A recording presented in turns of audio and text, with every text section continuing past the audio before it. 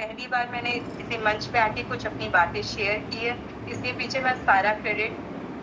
Amit sir को ही देना चाहूँगी क्योंकि उन्होंने ही मुझे बहुत पुश किया, उन्होंने ही मुझे बोला नहीं जूही तुम कर लोगी, तुम एक बार कोशिश तो करो। तो मैं अमित सर का इसके लिए स्पेशल थैंक यू बोलना चाहती हूँ कि उन्होंने मुझे इतना प्रोत्साहन दिया, इतना हिम्मत दी कि नहीं जूही तुम करो। और आज मैं सिर्फ इसीलिए यहाँ सामने आई कि भई हम सबको ही अपनी जो भी हमारा कंफर्ट ज़ोन है, जो भी हमें लगता है हम नहीं कर पाते हैं, हमें उससे ऊपर उठने की ज़रूरत है। हमें वो चीज़ें करने की ज़रूरत है जो हम नहीं कर पाते हैं। तो आपके सामने एक ऐसी लड़की है जो बहुत अंडर कॉन्फिडेंट हुआ करती थी, जो 4 के आगे आके अपनी बातें नहीं कह पाती थी, जिसको अगर स्कूल में आंसर आता भी हो तो अपना हाथ नहीं उठाती थी कि उससे गलती हो जाएगी। तो अगर मैं आगे आके बोल सकती हूँ, मैं आगे चीज़ें कर सकती हूँ, तो मैं ये जानती हूँ यहाँ बैठे हर कोई, हर एक इंसान चाहे लड़की हो, लड़का हो, कोई लेडीज़ हो, फैमिली वाले हों, कोई भी हो, वो मुझसे तो कहीं ज़्यादा कर सकते हैं। तो अपने आप को कभी भी कम मत आंकिएगा, अपने हिम्मत को हमेशा ऊपर रखिएगा और हमेशा ये सोचिएगा कि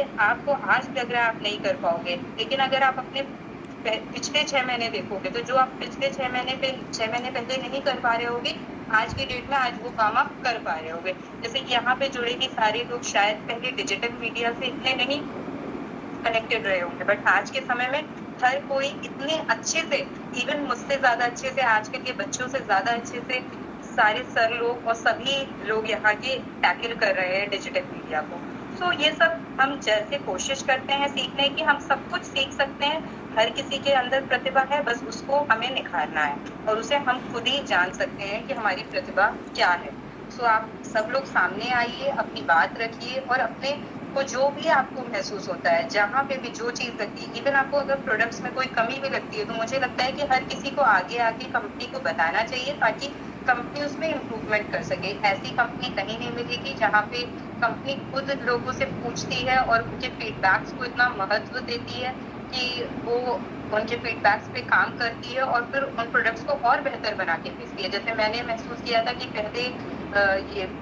मूँग दाल की जो नमकीन आती है, वो कुछ थोड़ी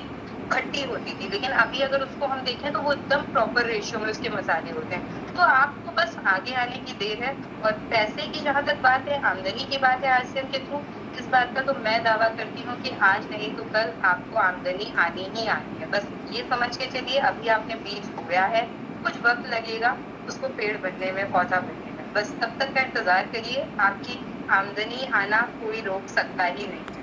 और मैंने कुछ शब्द लिखे हैं सर लोगों